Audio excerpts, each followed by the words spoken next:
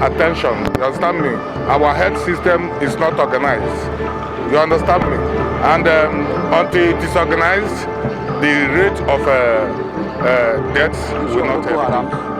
The issue of banditry, the issue of kidnapping are contributing seriously. We hardly have time for rest, you know, not to talk of proper nutrition that will boost your immunity. In the land, the stress that goes along with it, and of course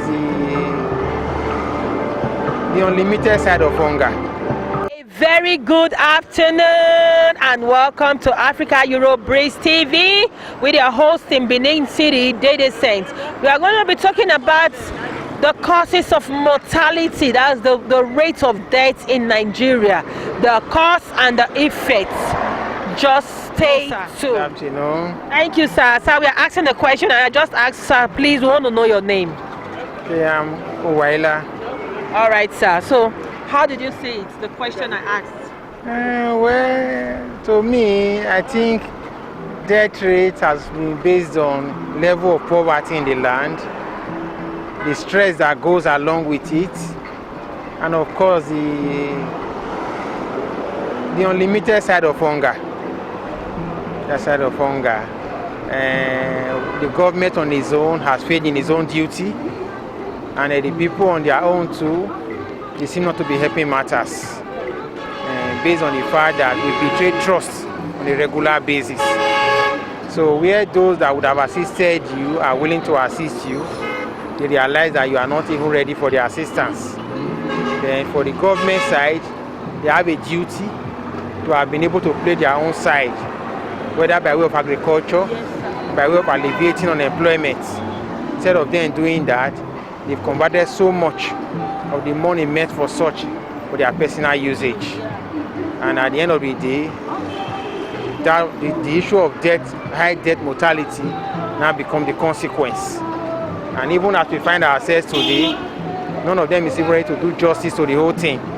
They see it as a normal thing, with the pretense that death is inevitable, which is not really true.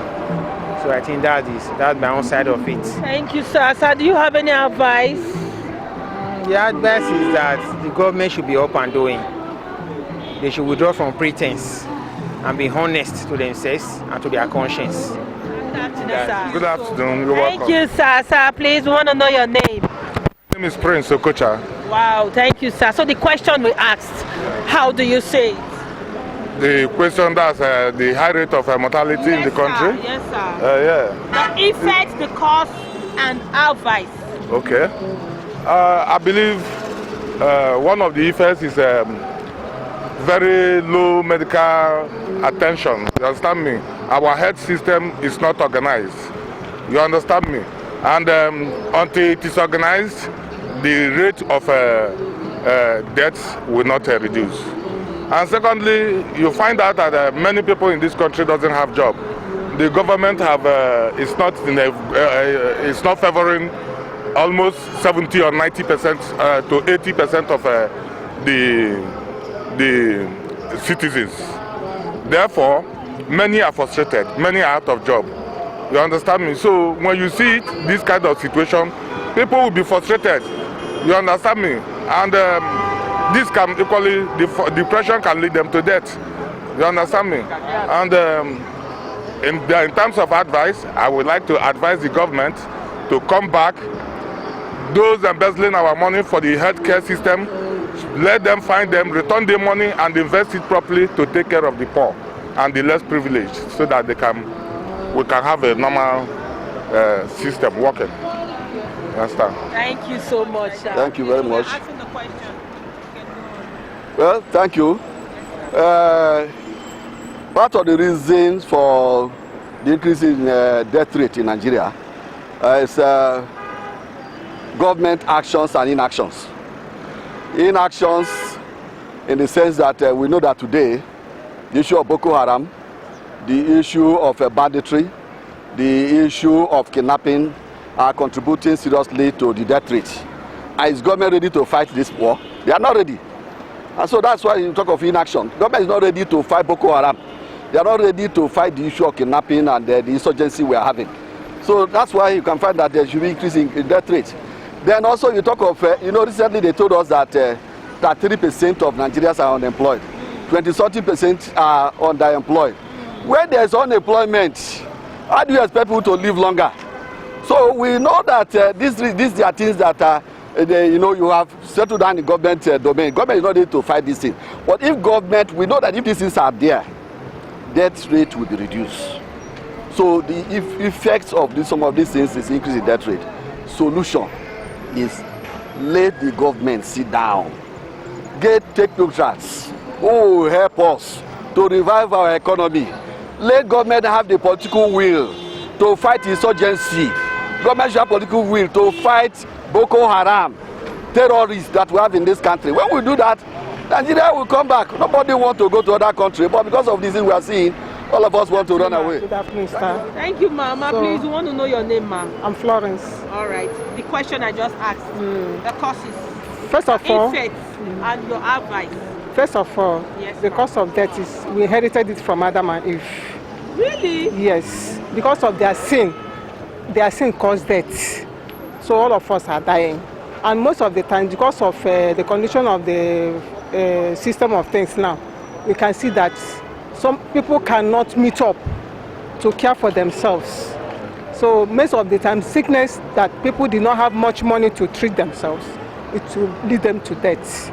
So my advice is that when we are sick, we have to seek for medical personnel so that they will know our problems, the cause of our sickness, then we treat it. Especially now that we have coronavirus, we can see that it's killing many people. We are sure of that. Some people say it's not real, but it's real. But when we try our best to avoid some certain things that will cause death, we know that we can survive. And then moreover, to put our faith in God. If we put our faith in God, know God, avoid those things that God hates, we will also be healthy physically and spiritually. Ma, please, we want to know your name. I'm Lillian Igbinobaro, Mrs. All right, Ma. Thank you, Ma. So, Ma, the question.